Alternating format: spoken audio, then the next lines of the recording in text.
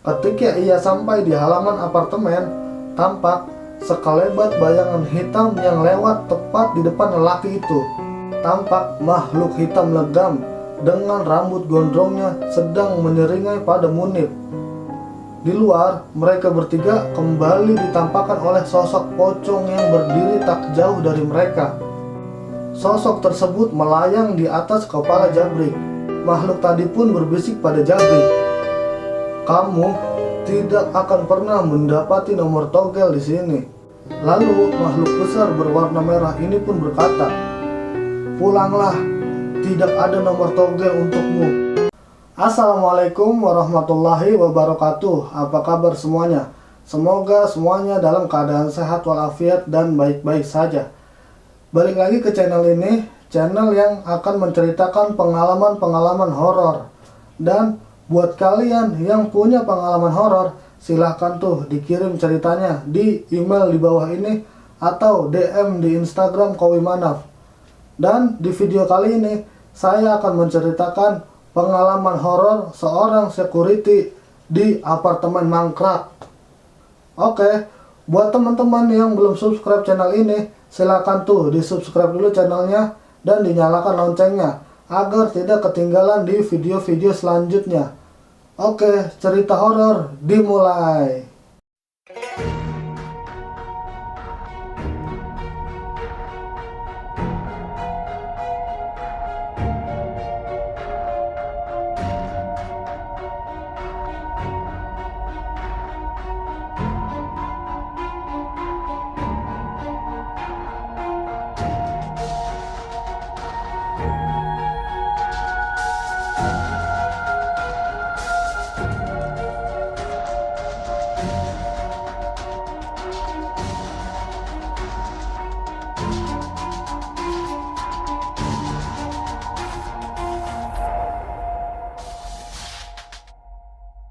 Cerita ini berdasarkan kisah nyata yang terjadi di salah satu kota di Jawa Timur. Namun ini ada satu apartemen yang akan dibangun dan berada di area yang agak di pinggir kota. Untuk lokasi tepatnya tidak saya beritahukan. Yang jelas, pengembang yang membangun di daerah tersebut memang cukup berani mengambil resiko. Penjualannya pun dibuka. Semua orang berduit segera memesan unit tersebut.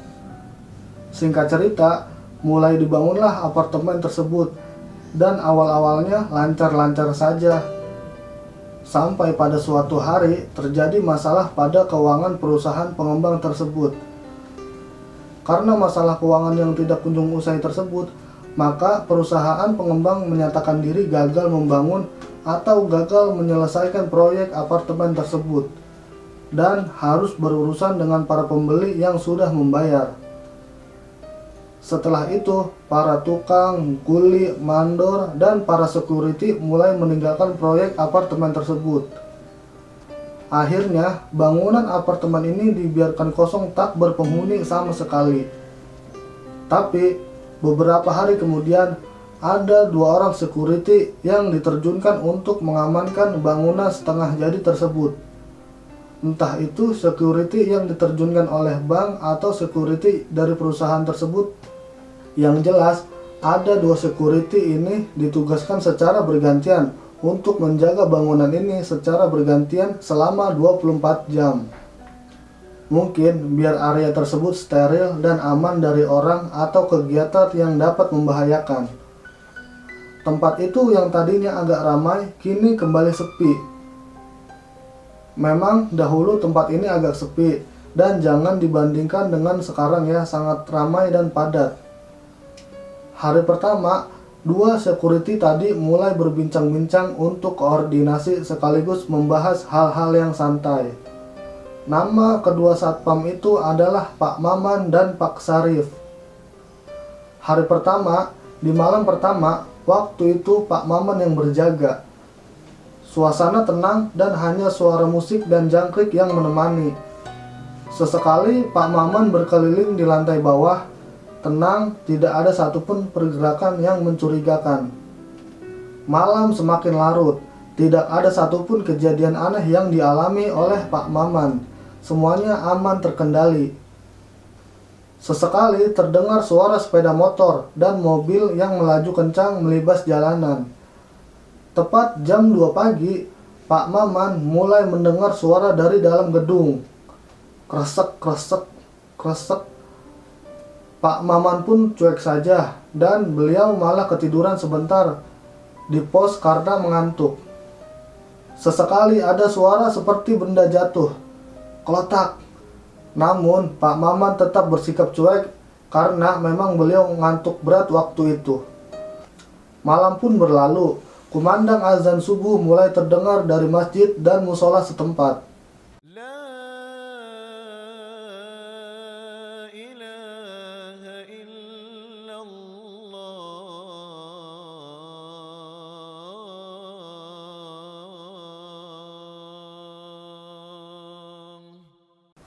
Hari pertama, Pak Maman berjaga selesai. Kini Pak Maman bergantian jaga dengan temannya. Minggu demi minggu, bulan demi bulan berlalu, semua berjalan normal. Sampai pada suatu hari, Pak Maman tidak bisa berjaga malam karena harus menengok keluarganya yang sakit. Alhasil, kondisi apartemen kosong tanpa penjagaan selama 1 malam. Disitulah ada orang yang nekat memasuki area apartemen. Rupanya, kebutuhan akan hidup membuatnya berani. Malam itu, orang tersebut dengan santainya memasuki ruangan apartemen tersebut. Dengan senternya, dia mencari barang yang bisa diambil. Awalnya, dia sibuk mengumpulkan barang bekas seperti botol plastik, kaleng cat, hingga sisa-sisa besi bekas bangunan. Tiba-tiba, kresek, kresek, kresek, terdengar suara aneh di sebelah orang itu. Orang tersebut tidak menghiraukan dan tetap memasukkan barang ke dalam karung yang dibawanya. Kresek, kresek, kresek. Suara tersebut hadir lagi, tapi kali ini jauh lebih jelas dari yang sebelumnya. Orang tersebut berhenti sejenak untuk melihat keadaan sekitar.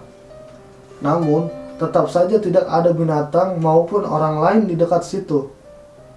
Kresek, kresek, kresek. Suara tersebut semakin lama semakin dekat. Kali ini, suara tersebut dibarengi dengan suara langkah kaki orang yang mendekat. Tep, tep, tep, tep. Suara langkah kaki tersebut terdengar jelas sekali. "Siapa itu?" kata laki-laki tersebut mulai ketakutan. Tak ada jawaban, hening. Suara-suara yang tadi muncul pun sekarang seakan lenyap ditelan oleh gelapnya malam. Karena merasa ada hal yang tak beres, maka laki-laki tersebut memutuskan untuk pergi dari lokasi apartemen. Ketika ia sampai di halaman apartemen, tampak sekelebat bayangan hitam yang lewat tepat di depan lelaki itu. Sontak saja, lelaki tersebut langsung kabur dan meninggalkan lokasi apartemen. Keesokan paginya, baru dia menceritakan pengalamannya tersebut ketika dia ngopi di warung. Sementara itu, Pak Maman baru mendengar cerita itu beberapa hari kemudian. Dan Pak Maman hanya berkata dalam hati, "Salah sendiri mencuri barang di sini." Beberapa bulan berlalu, kondisi apartemen masih aman-aman saja menurut Pak Maman. Sampai pada suatu hari, datang sekelompok orang untuk melihat dan menyelidiki apartemen ini. Tentu Pak Maman menolaknya karena memang tidak ada izin resmi dan tertulis. Sekelompok orang tersebut sampai ngeyel, namun tidak berapa lama akhirnya mereka pergi juga. Pak Maman menghadapi mereka dengan tenang. Ditambah Pak Maman terkadang baca Al-Quran di pos, makanya suasananya agak kondusif. 1 bulan kemudian, Pak Maman harus pindah tugas ke tempat yang lain, sehingga kini Pak Sarif yang bergantian jaga malam. Disinilah keangkeran dan keseraman di tempat ini meningkat drastis. Kepindahan Pak Maman membuat suasana yang berbeda.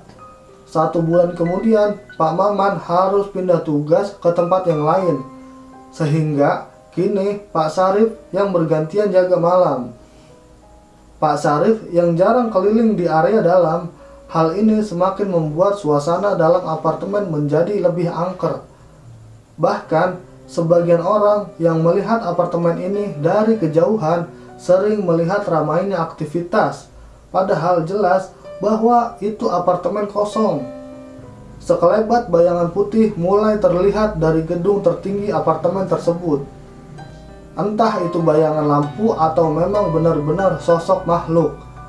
Entahlah, yang jelas bangunan yang dibiarkan kosong akan dihuni oleh mereka yang tak terlihat. Namun, makhluk-makhluk ini rupanya enggan mengganggu penduduk sekitar. Namun, kalau mereka diusik, tak segan-segan mereka menunjukkan taring-taring tajamnya. Seperti pengalaman kami di Munib dan Bagus yang harus lari karena tunggang langgang menantang mereka, para penghuni. Kami di Munib dan Bagus waktu itu memang ingin menantang makhluk-makhluk di daerah apartemen tersebut.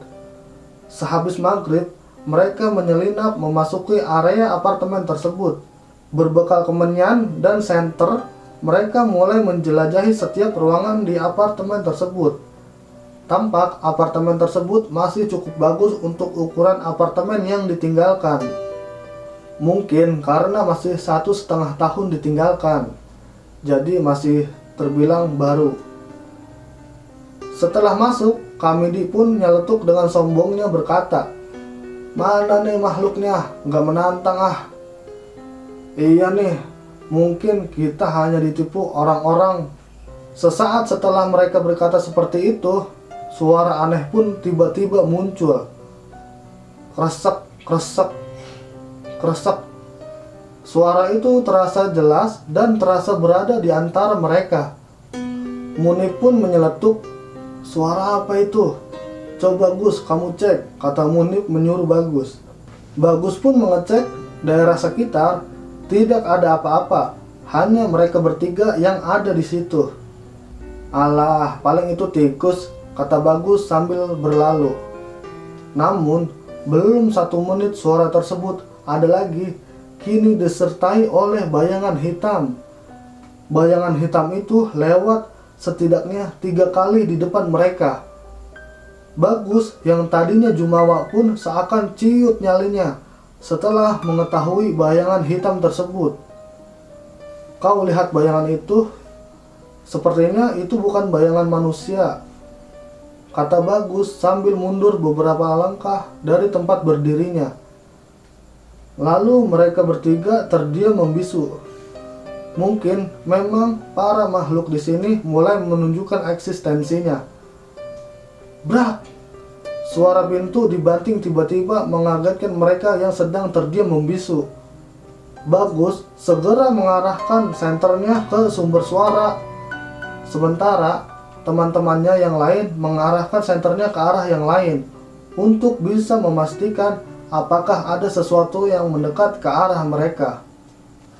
Munib pun mengarahkan senternya ke atas.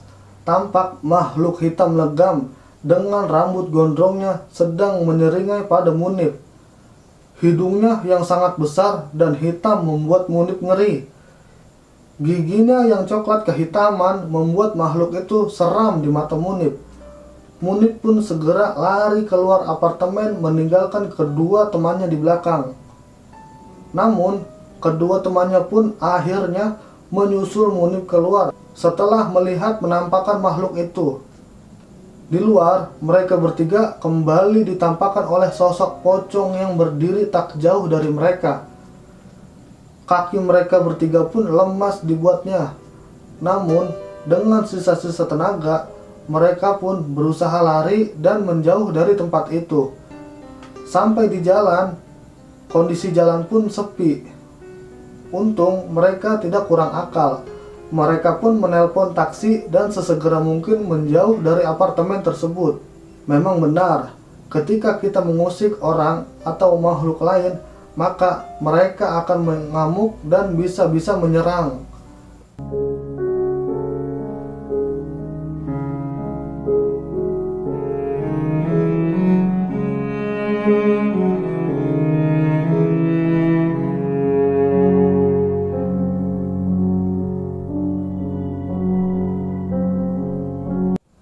Kisah berikutnya adalah tentang seseorang yang cari nomor di tempat tersebut.